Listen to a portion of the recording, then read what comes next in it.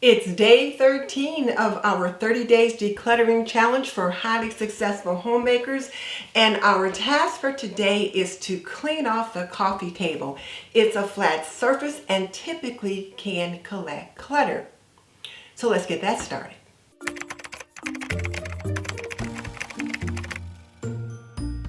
Flat surfaces are just clutter magnets, and my flat surfaces are no different.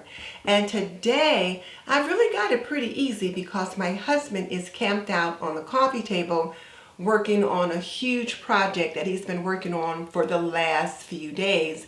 So I really can't disturb anything. I was given strict instructions and not to touch a thing, so I am not. Particularly after the other day, oh my goodness, on day 8, when I decluttered garage tools.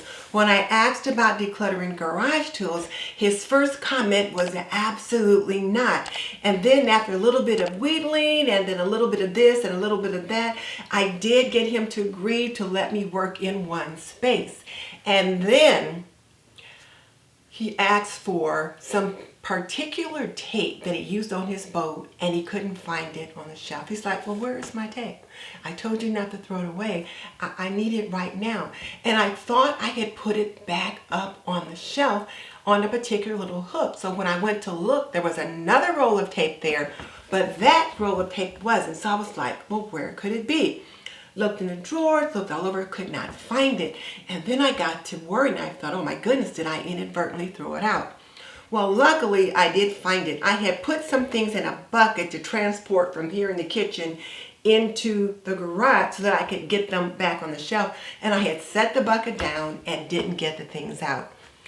Whew. I was so glad that I had found those things because there's no way he would let me near his space again if I had inadvertently tossed them. So for this challenge, he said, don't touch a thing, and I am not. So it's going to be like it is for the next week or so, and I'm just going to have to live with it. I've been getting lots of comments that you guys have really been enjoying this decluttering series.